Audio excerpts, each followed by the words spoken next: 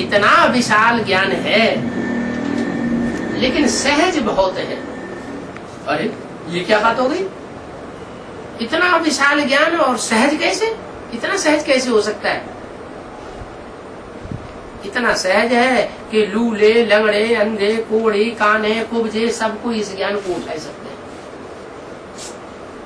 माताएं जो काका का भी नहीं पढ़ी हुई होती है वो भी इस ज्ञान को उठा लेती है, होशियार बन जाती है।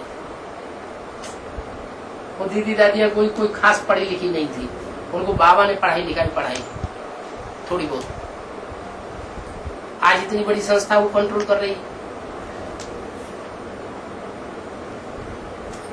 वो तो जड़े हैं, उन जड़ों से भी पावरफुल पार्ट बजाने वाली आत्माएं अभी एडवांस पार्टी में,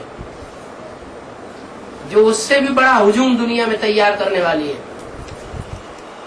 क्या ब्रह्मा कुमारियों का जो हुजूम है वो तो बहुत छोटा सा है, और जो उनका मर्तबा है वो बहुत थोड़ा सा है। अभी एडवांस पार्टी जब अपने प्रभाव में पहुंचेगी तो बहुत बड़ा रूप होने वाला है। और उसमें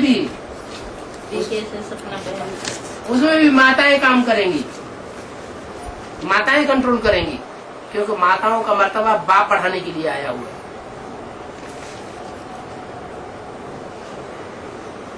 ऊंची से ऊंची माता कौन है? जगदम्बा। तो जगदम्बा जी की दादियों के मुकाबले, जो वर्तमान की चीजें हैं उनके मुकाबले कई गुना बड़ा रूप धारण करने वाली है, कई गुना मान मर्तबा धारण करके संसार में प्रत्यक्ष होने वाली है।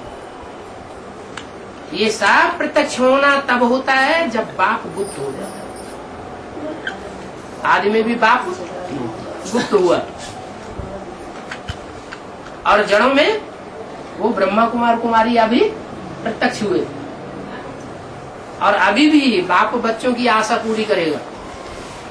क्योंकि एडवांस पार्टी हो चाहे बेसिक नॉलेज की पार्टी हो, अगर वहां अंदर अंदर झगड़ा चल रहा है तो किस बात को लेकर झगड़ा चलता है?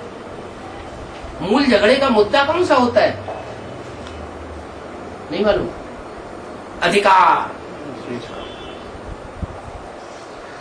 हमको अधिकार मिलना चाहिए, हमको कुर्सी मिलनी चाहिए, हमारी बात क्यों नहीं मानी जाती, हमको क्यों नहीं पूछा जाता?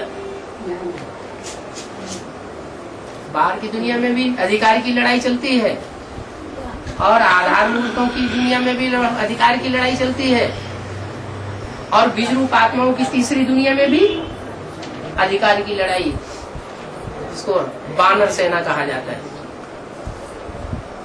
वो आपस में लड़ाई लड़ते हैं।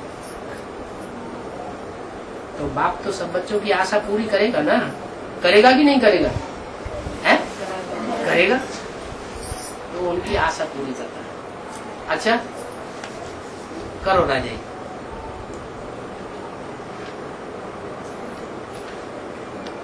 लेकिन अंत में क्या होता है?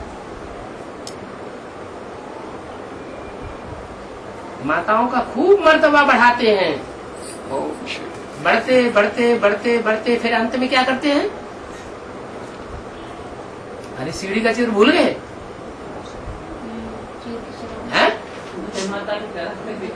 डूबी जा नहीं होती है। फिर जब वो देवियां राक्षसी का रूप धारण करती है, तामसी रूप धारण करती है, तो फिर उनको डुबो दिया जाता है। क्योंकि जब सत्य प्रत्यक्ष होता है तो वो सब डूब जाते हैं। और सत्य है एक, ऐसे नहीं कि तीन दादियां तिरंगे झंडे में बैठाई दी जाए और वो त्रिमूर्ति शिव बन जाएगा। तीन मूर्तियां शिव बन जाएगी क्या? तीन मूर्तियां ऊंचते ऊंचे भगवान बाप बन जाएंगी क्या?